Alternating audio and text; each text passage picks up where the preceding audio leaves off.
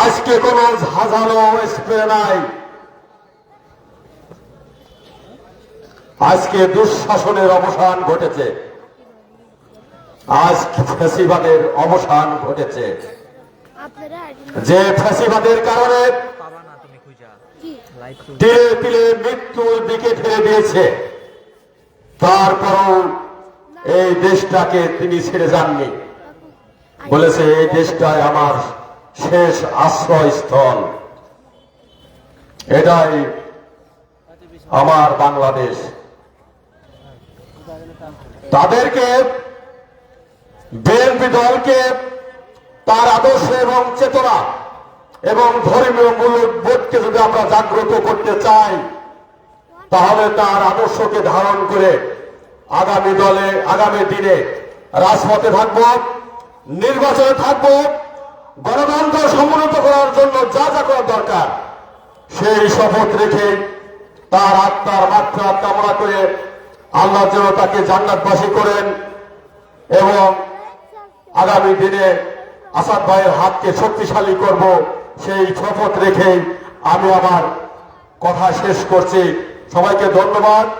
আসসালামু আলাইকুম ওয়া রাহমাতুল্লাহ। ধন্যবাদ মুক্তি ভাইকে। এ পর্যায়ে বক্তব্য দেওয়ার আগে আমি উপস্থিত সমস্ত নেতৃবৃন্দকে অবহিত করতে চাই, 2 নম্বর মির্জাপুর ইউনিয়ন বিএনপির ঘাঁটি সামনে, এটা আমরা প্রমাণ করবো, এই আশ্বাস রাখছি আপনাদের কাছে। এ পর্যায়ে আজকের প্রধান অতিথি আমাদের প্রিয় নেতা, প্রিয় অভিভাবক, ধানের শীষের প্রার্থী অ্যাডভোকেট আসাদ ভাইকে বক্তব্য দেওয়ার জন্য অনুরোধ করছি।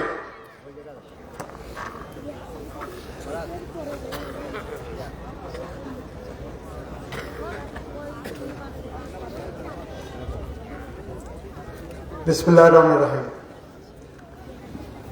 বেগম খালেদা জিয়ার রুহের মাগফিরাত কামনায় 2 নম্বর মির্জাপুর ইউনিয়ন কর্তৃক আয়োজিত, মির্জাপুর ইউনিয়ন বিএনপি কর্তৃক আয়োজিত আজকের এই সভার সংগ্রামী সভাপতি, আপনাদের প্রিয় নেতা, আমাদের প্রিয় নেতা হুমায়ুন কবির মুফতি এবং সাধারণ সম্পাদক মহিদুল মাস্টার সহ মঞ্চ উপবিষ্ট থানা বিএনপি নেতৃবৃন্দ, জেলা বিএনপি নেতৃবৃন্দ, এই ইউনিয়ন বিএনপি নেতৃবৃন্দ, বিভিন্ন অঙ্গ সংগঠনের নেতৃবৃন্দ, সহযোগী সংগঠনের নেতৃবৃন্দ, আমার সামনে উপবিষ্ট 2 নম্বর মির্জাপুর ইউনিয়নের একাংশ, সবাইকে সালাম আলাইকুম। আজকে কোনো ভোট চাইতে আসি নাই, এটা ভোট চাওয়ার কোনো অনুষ্ঠান নয়। এখানে বেগম খালেদা জিয়ার জন্য আল্লাহর কাছে দুহাত তুলে মোনাজাত করার জন্য এসেছি। দোয়ার অনুষ্ঠানে অনেকেই বেগম খালেদা জিয়ার সম্পর্কে আপনাদের বলেছেন, আমাকেও যেখানে প্রধান অতিথি হিসাবে আসতে বলা হয়েছে, সেখানে যদি আমি 2টি কথা না বলি তাহলে আয়োজকদের আয়োজন অসম্পূর্ণ রয়ে যায়। প্রিয় উপস্থিতি, বেগম খালেদা জিয়া সম্পর্কে আপনারা সবাই জানেন। বেগম খালেদা জিয়া কেমন মানুষ ছিলেন সেটা বাংলাদেশের মানুষ তার জানাজায় উপস্থিত হয়ে বুঝিয়ে দিয়েছেন। বেগম খালেদা জিয়া ছিলেন আমার, আপনার, আমাদের মাতৃসম, জননীসম দেশনেত্রী। দেশনেত্রীর জন্মের ইতিবৃত্ত যদি আপনারা দেখেন, 1946 সালের 15ই আগস্ট তৎকালীন ব্রিটিশ ভারতের জলপাইগুড়ি নামক স্থানে, যেটা দিনাজপুরের মধ্যে পড়ে, সেখানে জন্মগ্রহণ করেছিলেন। বাবার অরিজিনাল বাড়ি ছিল ফেনীতে। জন্মের পর তার নাম রাখা হয়েছিল খালেদা খানম, ডাকনাম পুতুল। সেই বেগম খালেদা জিয়া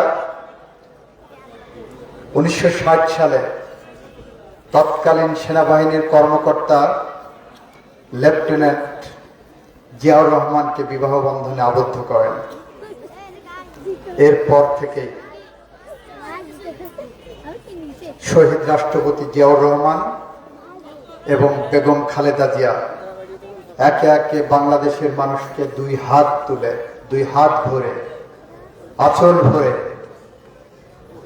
দিয়ে গেছেন। বাংলাদেশের যা কিছু শ্রেষ্ঠ অর্জন তার প্রায় সবকিছুই এসেছে বেগম খালেদা জিয়া, তারেক রহমান, সর্বোপরি শহীদ রাষ্ট্রপতি জিয়াউর রহমান এবং জিয়া পরিবারের হাত ধরে। যদি আপনাদেরকে বলি কিভাবে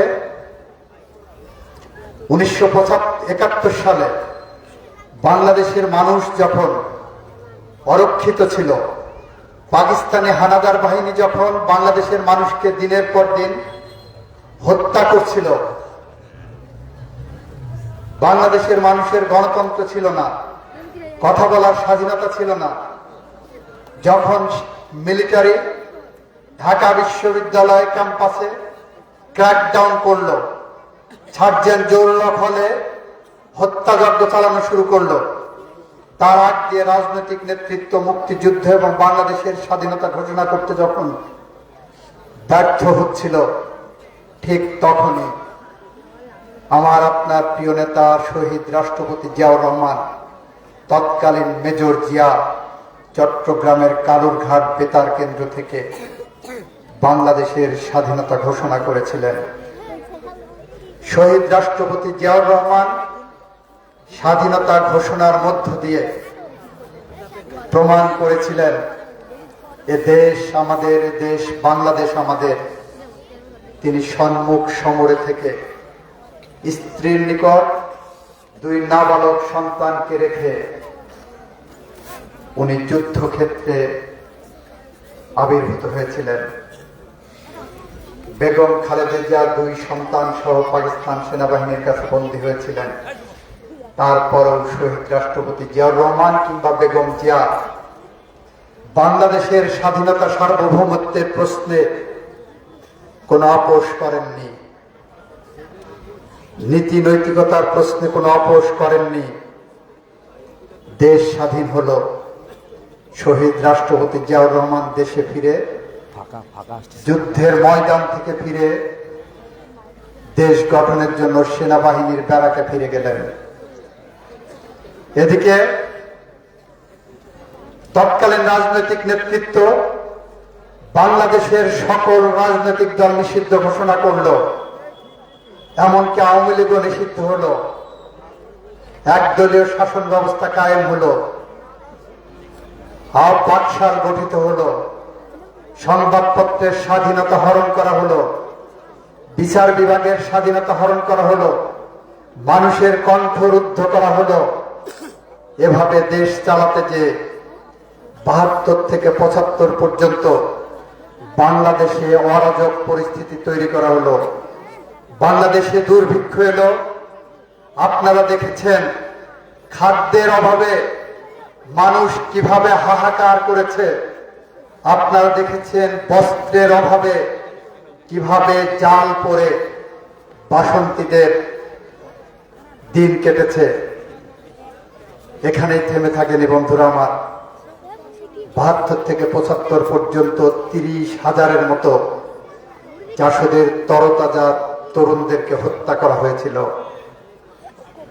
তাদের অপরাধ ছিল তারা একদলীয় শাসন ব্যবস্থা বাতিল করে বাংলাদেশে গণতন্ত্র ফেরাতে চেয়েছিল। এখানেই শেষ হয়নি। তৎকালীন আওয়ামী লীগের অভ্যন্তরীণ দ্বন্দ্বে খন্দকার মুস্তাক আহমেদ, শেখ মুজিবুর রহমানের পররাষ্ট্রমন্ত্রী, তার ষড়যন্ত্রে শেখ মুজিব নির্মমভাবে নিহত হন। শেখ মুজিব নির্মমভাবে নিহত হওয়ার আগে বাংলাদেশের মাটিতে প্রথম গুমের সংস্কৃতি চালু করেছিলেন। 1972 সালের ৩রা অক্টোবর ঢাকার কেরানীগঞ্জের সিদ্দিক মাস্টারকে আসরের নামাজের সময় যখন অজুরত অবস্থায় ছিলেন, তখন তৎকালীন রক্ষী বাহিনী, বাকশাল বাহিনী সিদ্দিক মাস্টারকে তুলে নিয়ে যায় এবং গুম করা হয় তাকে, সে আর জীবনে ফিরে আসেনি। বিপ্লবী সিরাজ শিকদারকে প্রথম গুমের শিকার করানো, ক্রস ফায়ারে দেওয়া হয়। সেই ক্রস ফায়ারে সিরাজ শিকদারকে প্রকাশ্য দিবালোকে রাস্তায় হত্যা করে পার্লামেন্টে নগ্ন উল্লাস প্রকাশ করা হয়েছিল। বাংলাদেশে অরাজক পরিস্থিতি তৈরি করা হয়েছিল। ৭৫ 15ই আগস্ট শেখ মুজিব অভ্যন্তরীণ আওয়ামী লীগের অভ্যন্তরীণ দ্বন্দ্বে, বাকশালের অভ্যন্তরীণ দ্বন্দ্বে, সরকারের অভ্যন্তরীণ দ্বন্দ্বে নিহত হওয়ার পর আবার যখন বাংলাদেশের মানুষ দিশেহারা হয়ে পড়ে, তখন আবার বাংলার রাখাল রাজা শহীদ রাষ্ট্রপতি জিয়াউর রহমান এসে বাংলাদেশের মানুষকে মুক্ত করেন। শহীদ রাষ্ট্রপতি জিয়াউর রহমান এবং তার সহধর্মিনী বেগম খালেদা জিয়া এভাবেই যুগে যুগে বাংলাদেশের মানুষের সামনে আবির্ভূত হয়েছিলেন। পৃথিবীর ইতিহাসে বিরল ঘটনা, সামরিক শাসক এসে গণতন্ত্রকে মুক্তি দিয়েছেন। সাধারণত গণতান্ত্রিক শাসন ব্যবস্থা থাকলে সামরিক শাসক ক্ষমতা দখল করেন। বাংলাদেশের ইতিহাসে সামরিক শাসন এসে একদলীয় শাসনের বৃত্ত ভেঙে, একদলীয় শাসনের ব্যারিকেড ভেঙে বাংলাদেশের মানুষের জন্য নতুন দিন এনে দিয়েছিলেন, নতুন সূর্য এনে দিয়েছিলেন, বাংলাদেশের মানুষের জন্য গণতন্ত্র এনে দিয়েছিলেন। বন্ধুরা আমার, এই বাংলাদেশ যখন গুটি গুটি পায়ে তলাবিহীন ঝুড়ি থেকে স্বাধীন সার্বভৌম মেরুদণ্ড সম্পন্ন বাংলাদেশের দিকে ধাবিত হচ্ছিলেন, তখন জাতীয় এবং আন্তর্জাতিক ষড়যন্ত্রের কাছে বাংলাদেশ হেরে যায়। আবার শহীদ রাষ্ট্রপতিকে হত্যা করা হয় 1980 সালের 23শে মে। বেগম খালেদা জিয়া তখন গৃহিণী, 2 নাবালক সন্তানকে নিয়ে একদিকে আইন কানুনহীন সংসার চালানো, আর একদিকে ভেঙে পড়া বিএনপিকে এক কাতারে দাঁড় করিয়ে বাংলাদেশের মানুষের মুক্তির দিশানে ঠিক করা, এই দায়িত্ব কাঁধে নিয়ে বেগম খালেদা জিয়া বিএনপির চেয়ারপারসন হয়েছিলেন। এরপরের ইতিহাস আপনারা জানেন। 82 থেকে 90 পর্যন্ত যখন এরশাদ শাসন করেছিলেন, তখন 2টা নির্বাচন হয়েছিল, 1986 সালে এবং 1988 সালে। সেই নির্বাচনে বেগম খালেদা জিয়াকে অনেক প্রলোভন দেখানো হয়েছিল, উনি কোনো প্রলোভনে মাথা নত করেনি। আওয়ামী লীগ নির্বাচনে গেল সমঝোতার ভিত্তিতে এরশাদের সাথে। আমাদের প্রিয় নেত্রী বেগম খালেদা জিয়া আপোষহীন ছিলেন। উনি বলেছিলেন, বাংলাদেশে গণতন্ত্র না ফেরা পর্যন্ত আমি কোনো নির্বাচনে অংশগ্রহণ করব না। তার আপোষকামিতার কারণে, উনি আপোষহীনতার কারণে 1990 সালে বাংলাদেশে গণতন্ত্র ফিরেছিল।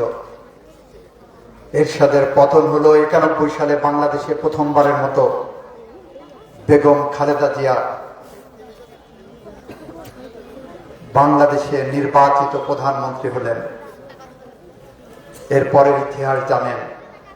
96 সালে বেগম খালেদা জিয়া আমাদের জাতিকে তত্ত্বাবধায়ক সরকার ব্যবস্থা উপহার দিয়েছিলেন।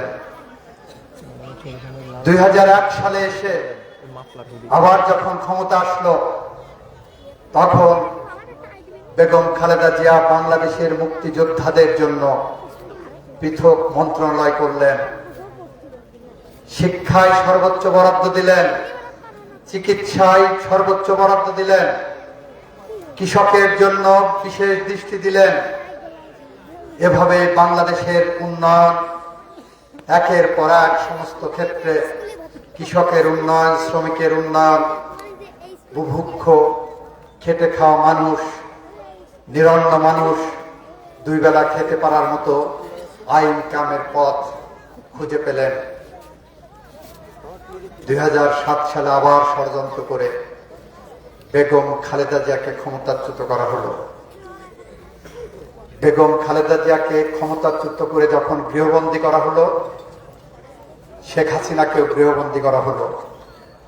দুই নেত্রীকে প্রস্তাব দেওয়া হলো, আপনারা বিদেশে চলে যান, রাজনীতি করার দরকার নাই, আমরা দেশ চালাই। শেখ হাসিনা ওয়াজেদ বিদেশে চলে গেলেন, সমঝোতা করে আমেরিকা চলে গেলেন। আবারও আমার নেত্রী বললেন, বাংলাদেশের মানুষের ভোটের অধিকার ফিরিয়ে না দেওয়া পর্যন্ত আমি কোথাও যাব না। তার সামনে নিয়ে যে তার সন্তানদের নির্যাতন করা হলো। প্রস্তাব দেওয়া হয়েছিল, আপনি যদি বাংলাদেশ ছেড়ে পৃথিবীর যে কোনো প্রান্তে আপনার পছন্দ কোনো ঠিকানায় বসবাস শুরু করেন, তাহলে পৃথিবীর সমস্ত সুখ এনে দেব আপনার এবং আপনার দুই সন্তানের কাছে। বাংলাদেশ সরকার সমস্ত খরচ বহন করবে। বিশেষ বিমান এয়ারপোর্টে এনে রাখা হলো। আমার নেত্রী বললেন, এদেশের মাটিতে আমার স্বামী ঘুমিয়ে আছে, এদেশের মাটিতে বাংলাদেশের রাষ্ট্রপতি, বাংলাদেশের স্বাধীনতার ঘোষক শহীদ রাষ্ট্রপতি জিয়াউর রহমান ঘুমিয়ে আছেন, তাকে এই দেশের মাটিতে রেখে আমি পৃথিবীর কোথাও যাব না। আমার দুই সন্তান যদি মারাও যায়, তাদেরকে যদি হত্যাও করা হয়, বাংলাদেশে আমার লক্ষ কোটি সন্তান আছে, তাদের অরক্ষিত রেখে বাংলার মাটি থেকে আমি পৃথিবীর কোনো ঠিকানায় যাব না। আমার ঠিকানায় বাংলাদেশ, আমার পৃথিবীতে আর কোনো ঠিকানা নাই। সেদিন বেগম খালেদা জিয়া রাজি হননি বলে বাংলাদেশ গণতান্ত্রিক পথে ফেরার একটি সুযোগ তৈরি হয়েছিল। বেগম খালেদা জিয়াকে রাজি করাতে পারেননি। তারপরে তথাকথিত একটি নির্বাচনের মধ্য দিয়ে আবার নীল নকশার ষড়যন্ত্রে বিএনপিকে ক্ষমতার বাইরে রাখা হলো 2008 সালের নির্বাচনে। এরপর শুরু হলো ফ্যাসিস্টদের পদযাত্রা। বেগম খালেদা জিয়া বুঝতে পেরেছিলেন ফ্যাসিস্টরা কিভাবে রক্ত চোষার মতো বাংলাদেশের মাটিতে আসন গেড়ে বসতে যাচ্ছে। যে কারণে প্রথমে উনি বলেছিলেন, দেশ বাঁচাও মানুষ বাঁচাও। উনি বলেছিলেন, আমার ভোট আমি দেব, যাকে খুশি তাকে দেব। এই স্লোগানকে সামনে রেখে যখন বেগম খালেদা জিয়ার নেতৃত্বে বাংলাদেশে আন্দোলন সংগ্রাম সূচনা হলো, সেই আন্দোলন সংগ্রামে 4500-এর মতো সহযোদ্ধাকে পাখির মতো গুলি করে হত্যা করা হয়েছিল। সেই সংগ্রামে 700-র মতো সহযোদ্ধাকে গুমের শিকার করানো হয়েছিল, যার পরিবার পরিজন এখনো তাহাজ্জুদের নামাজ পড়ে স্বজন ফেরার প্রতীক্ষায় থাকে, কখন তার প্রিয়জন আসবে। তাদের লাশটা পর্যন্ত ফেরত পাওয়া যায়নি। তার নাবালক সন্তানেরা ব্যাংকের থেকে টাকা তুলতে পারে না, কারণ একজন মানুষ মারা না গেলে তার উত্তরাধিকার সনদ পাওয়া যায় না, ওয়ারিশ সনদ পাওয়া যায় না। এরকম একটি দুর্বিষহ সময় দিয়ে 16 বছরে ফ্যাসিস্টরা বাংলাদেশে আমাদের 4500 সহযোদ্ধাকে হত্যা করেছে, 700 সহযোদ্ধাকে গুম করেছে, 60 লক্ষের বেশি সহযোদ্ধার বিরুদ্ধে মিথ্যা গায়েবী মামলা করে হয়রানি করেছে। 2024 সালের জুলাই এবং আগস্ট মাসের 20 দিন সময়ের মধ্যে 1400-র উপর মানুষকে পাখির মতো গুলি করে হত্যা করেছে। 30,000 মানুষকে পঙ্গু করেছে। বন্ধুরা আমার, বেগম খালেদা জিয়া তো ঝঞ্ঝা বিক্ষুব্ধ সময়েও কারাগারে বসেও আমাদের আন্দোলন সংগ্রামের অফুরান প্রেরণা হয়ে শক্তি জুগিয়েছে, সাহস জুগিয়েছে। জুলাই বিপ্লব উত্তর বাংলাদেশে বেগম খালেদা জিয়া দলকে নির্দেশ দিয়েছিলেন, এবার যদি বিএনপি ক্ষমতায় আসে তাহলে বাংলাদেশের ঘরে ঘরে এরকম একটি ফ্যামিলি কার্ড দিতে হবে। আপনারা যারা এখানে উপস্থিত আছেন, আজকে যে আপনার সহধর্মিনীকে আপনার স্ত্রীকে বলবেন বেগম খালেদা জিয়া নির্দেশ দিয়ে গেছেন বিএনপিকে, এবং বিএনপি ক্ষমতায় গেলে সেই নির্দেশ অক্ষরে অক্ষরে পালন করবে। সেই নির্দেশটি হলো বিএনপি ক্ষমতায় এসে প্রত্যেকটা গৃহকর্ত্রীর জন্য, আপনার স্ত্রীর জন্য একটি করে ফ্যামিলি কার্ড দেওয়া হবে এই রঙের। এই ফ্যামিলি কার্ডে আপনার স্ত্রীর একটি ছবি থাকবে, তার টিপসই থাকবে, যার বিনিময়ে প্রতি মাসে তিনি সরকার থেকে 2500 টাকা করে ভাতা পাবেন বিনামূল্যে। এটা বেগম খালেদা জিয়ার নির্দেশ। আমরা প্রত্যেকটা গৃহকর্ত্রীকে, বাংলাদেশের টেকনাফ থেকে তেঁতুলিয়া পর্যন্ত, রূপসা থেকে পাথুরিয়া পর্যন্ত প্রত্যেক গৃহকর্ত্রীকে, আপনাদের স্ত্রীকে, আপনাদের মাকে, আপনাদের বোনকে, চাচিকে, ফুফুকে আমরা এইভাবে টাকা দেব। এটা বেগম খালেদা জিয়ার স্বপ্নের বাংলাদেশ গড়ার অন্যতম পরিকল্পনা ছিল। আজকের ভোট চাইতে আসেনি, শুধু বেগম খালেদা জিয়ার পরিকল্পনার কথা বললাম আপনাদের স্মরণ সভায়। বেগম খালেদা জিয়া নির্দেশ দিয়ে গেছেন বাংলাদেশে বিএনপি ক্ষমতা আসলে প্রত্যেক কৃষককে এরকম একটি গ্রিন কার্ড দেওয়া হবে, যে গ্রিন কার্ডের বিপরীতে প্রত্যেক কৃষক এইভাবে প্রতি মাসে একটি মাসিক ভাতা পাবেন, এরকম 2000-2500 টাকা। এর বাইরে এই কার্ড যার হাতে থাকবে ন্যায্য মূল্যে সার পাবেন, কৃষি উপকরণ পাবেন, কৃষককে স্বাবলম্বী করবেন। ওনার এই পরিকল্পনার পিছনের মূল কারণ, যদি আপনাকে জিজ্ঞাসা করা হয় আপনার স্ত্রী কি করেন, আপনার উত্তর দেবেন কিছু করে না, উনি বাসায় গৃহিণী। বেগম খালেদা জিয়া বলছেন এটা সম্পূর্ণ অন্যায় করা হচ্ছে তাদের প্রতি। কারণ আপনার বাড়িতে সবার আগে ঘুম থেকে উনি উঠেন, আপনার বাড়ির আঙিনা পরিষ্কার করেন, আপনার জন্য রান্না বান্না করেন, উঠান পরিষ্কার করেন, হাঁস মুরগি পালেন, ছাগল গরু পালেন, সারাদিন কাজ করেন।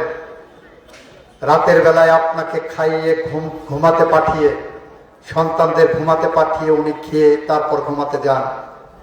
যে মানুষটি সবার আগে ঘুম থেকে উঠেন আর সবার পরে ঘুমাতে যান, সেই মানুষটির দিন শেষে তার স্বামীকে যদি জিজ্ঞাসা করা হয় আপনার স্ত্রী কি করেন, তিনি বলেন কিছু করেন না, উনি গৃহিণী। বেগম খালেদা জিয়া বলেছেন এটা অন্যায়, কারণ উনি সবচেয়ে বড় কর্মী, উনি সবচেয়ে বড় কাজের মানুষ, উনি সবচেয়ে বড় কর্তা, যে কারণে ওনার জন্য রাষ্ট্রীয়ভাবে সম্মানিত করা উচিত। উনি বললেন বাংলাদেশের কৃষকেরা নিরন্ন মানুষের মুখে খাবার তুলে দেন, শ্রমিক থেকে শুরু করে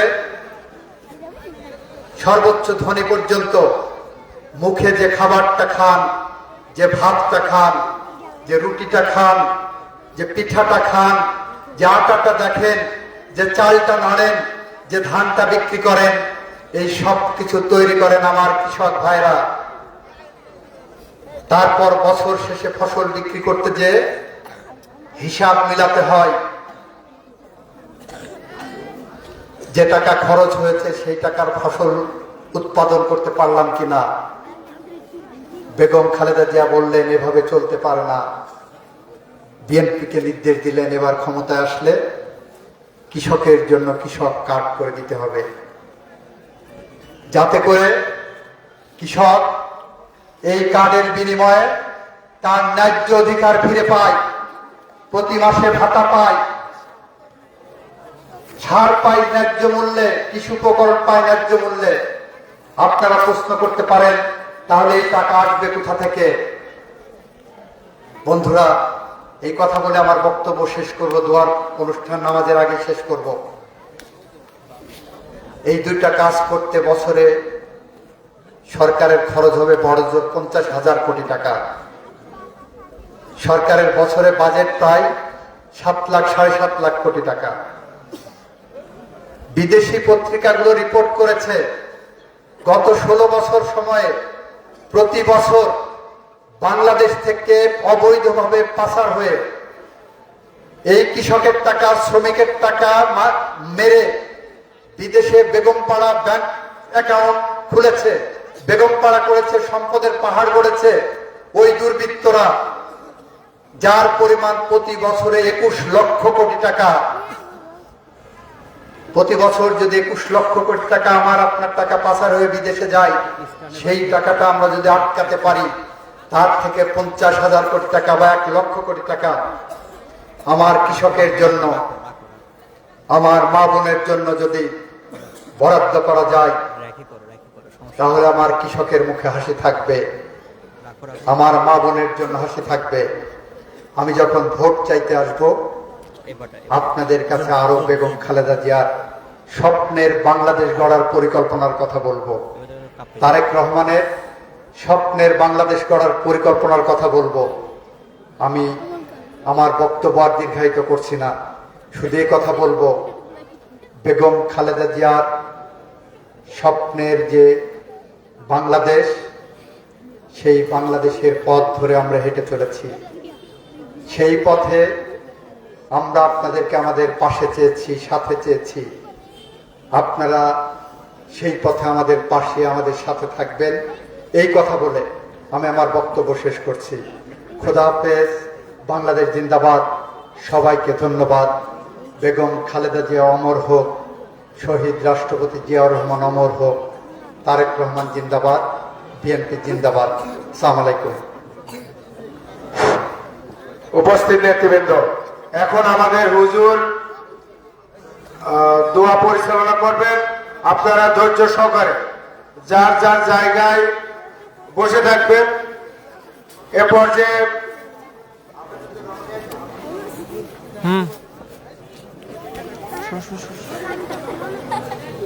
এই গান তো ভালো না।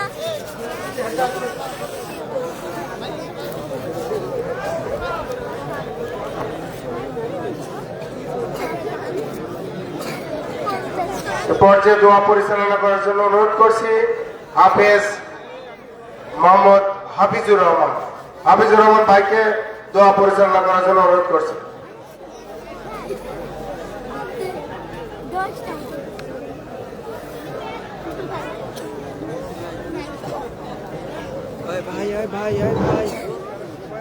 আমরা সবাই আমাদের দেশমাতা বেগম খালেদা জিয়ার জন্য দোয়া করব। দোয়ার আগে আমরা সবাই বিসমিল্লাহির সূরাতুল ফাতিহা একবার, সূরা ইখলাস একবার, দুরূদ ইব্রাহিম একবার পড়ে।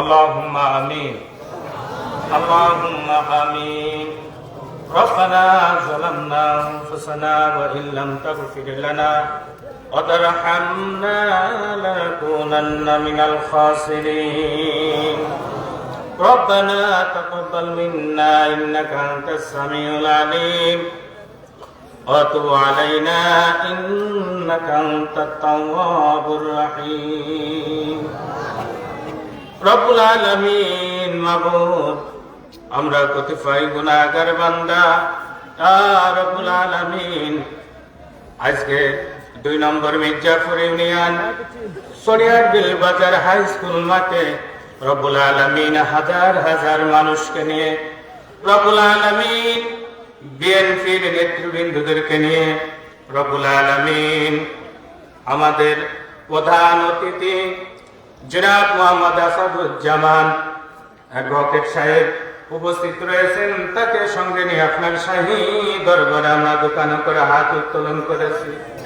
রব্বুল আলামিন সূরাতুল ফাতিহা, সূরা ইখলাস, দুরূদ শরীফ পাঠ করে রব্বুল আলামিন আপনার শাহী দরবারে হাত তুলেছি। এর যে সওয়াব হয় সর্বপ্রথম আপনার হাবিব জনাবে মুহাম্মদ রাসূলুল্লাহ সাল্লাল্লাহু আলাইহি সাল্লাম এতিম নবীজির রূহ মুবারকের সব পৌঁছে দিন আল্লাহ।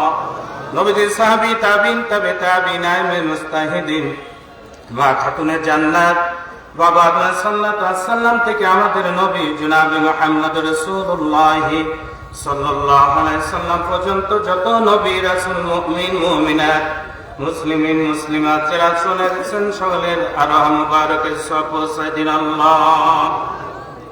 বিশ্বের ভিতরে আপনার যত মাহবুব বান্দারা চলে গেছেন, খাস করে রব্বুল আলামিন ফুরফুরার জমিনে দাদা হুজুর থেকে শুরু করে দুনিয়ার ভিতরে যত অনেক হক সিলসিলা রয়েছেন সমস্ত হুজুরদের কবরের সওয়াব পৌঁছে দিন আল্লাহ। বাংলার জমিনে মাগুরার হাজী সাহেব রহমাতুল্লাহ আলাইহি কবরের সওয়াব পৌঁছে দিন আল্লাহ। খাস করে আল্লাহ আজকে যার জন্য এই দোয়া মাহফিল আয়োজন করেছেন, গণতন্ত্রের মা আমাদের দেশ মাতা বেগম খালেদা জিয়া কয়েকদিন আগে রব্বুল আলামিন আপনার ডাকে সাড়া দিয়ে ওই অন্ধকার গহীন কবরে শায়িত গেছেন আল্লাহ। আমরা দোয়া করতেছি আল্লাহ তার কবরটাকে জান্নাতের টুকরা হিসেবে কবুল আর মঞ্জুর করে নেন। শহীদ প্রেসিডেন্ট জিয়াউর রহমান সহ রব্বুল আলামিন তার কলিজার টুকরা সন্তান মোহাম্মদ আরাফাত রহমান কোকো সহ যারা দুনিয়া থেকে চলে গেছেন সকলের কবরের সওয়াব পৌঁছে দিন আল্লাহ।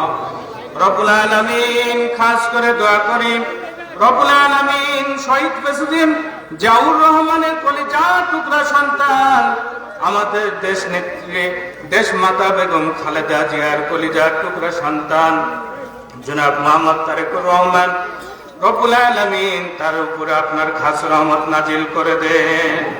রব্বুল আলামিন আল্লাহ এখানে আমরা যতগুলো লোক হাত তুলেছি আল্লাহ আমাদের জীবনের সমস্ত গুনাহ খাতা মাফ করে দেন। আজকে আমাদের মাঝে উপস্থিত রয়েছেন আল্লাহ আজকের প্রধান অতিথি জনাব আসাদুজ্জামান সাহেব রব্বুল আলামিন আমাদের মাঝে এসেছেন। রব্বুল আলামিন তাকে নিয়ে আমরা হাত তুলেছি আল্লাহ তার মনের নেক আশা পূরণ করে দেন আল্লাহ। আমি দেখেছি রব্বুল আলামিন সমস্ত মানুষদেরকে ভালোবাসেন আল্লাহ। আপনার হাবিব এতিম ছিলেন, ওই এতিমদেরকে দেখলেই আল্লাহ যে বুকে টেনে নেয়, যে ভালোবাসে আল্লাহ রব্বুল আলামিন আপনার রহমতের কোলে তাকে সবর্দ করে দিলাম। রব্বুল আলামিন আপনার রহমতের কোলে তাকে উঠায় নিন আল্লাহ। আমাদের মাঝে এসেছেন দানের শেষ প্রতিক্রিয়া আল্লাহ রব্বুল আলামিন তাকে আপনি কবুল আর মঞ্জুর করে নেন। হাসবুনাল্লাহু নি'মাল ওয়াকিল নি'মাল মাওলা ওয়া নি'মান নাসির। আল্লাহুম্মা ইহফাজনা মিন কুল্লি বালাইদ দুনিয়া ওয়া আযাবিল আখিরাহ। রব্বুল আলামিন আমরা এখানে যত মানুষ হাত তুলেছি আমাদের ভিতর থেকে যাদের জলম দুঃখিনী মা বাপ দাদা দাদি নানা নানি মায়ের কুল বাপের কুল শ্বশুরের কুল শাশুড়ের কুল আপনজন যারা চলে গেছেন সকলের কবরে সওয়াব পৌঁছে দিন আল্লাহ। রব্বুল আলামিন আল্লাহ এখানে বিএনপির অনেক নেতৃবৃন্দরা রয়েছেন আল্লাহ সবাইকে আপনি কবুল আর মঞ্জুর করে নেন। হাসবুনাল্লাহু নি'মাল ওয়াকিল নি'মাল মাওলা ওয়া নি'মান নাসির। আল্লাহুম্মা ইগফির লিহাইয়িনা ওয়া মাইয়িতিনা ওয়া শাহিদিনা ওয়া গায়িবিনা ওয়া সগীরিনা ওয়া কাবীরিনা ওয়া যাকারিনা ওয়া উনসানা। আল্লাহুম্মা মান আহইয়াতাহু মিন্না ফাআহইহি আলাল ইসলাম ওয়া মান তাওফাইতাহু মিন্না ফাতাওয়াফাহু আলাল ঈমান। রব্বুল আলামিন আমাদের এই মজলিসে আল্লাহ মাদ্রাসার তলবে ইলমরা রয়েছেন আল্লাহ কোরআনের ফাকিরা রয়েছেন তারা হাত তুলেছে যে দুইখানা হাত পছন্দ হয় সেই হাতের খাতিরে ধর্ম মাহফিল কবুল আর মঞ্জুর করে নেন। রব্বুল আলামিন বড় এতিমখানায় রব্বুল আলামিন যিনি প্রতিষ্ঠিত করে গেছেন এতিমখানা আমার শ্বশুর মৌলানা তফসির আলী সাহেব এতিমখানার পাশেই শায়িত রয়েছেন তার কবরটাকে জান্নাতের টুকরা হিসাবে কবুল করে নেন। এতিমখানার ছাত্র ছাত্রীদেরকে আপনি কবুল আর মঞ্জুর করে নেন। আমাদের শুল্কবাসীকে আল্লাহ আপনি কবুল আর মঞ্জুর করে নেন। সুবহান রাব্বিকা রাব্বিল ইজ্জাতি আম্মা ইয়াসিফুন وسلام على المرسلين والحمد لله رب العالمين। মরণের সময় আমাদের জবান দিয়ে আপনার ওই মধুর কালেমা জারি করে দিয়েন, লা ইলাহা ইল্লাল্লাহ মুহাম্মাদুর রাসূলুল্লাহ সাল্লাল্লাহু আলাইহি ওয়াসাল্লাম। আসসালামু আলাইকুম।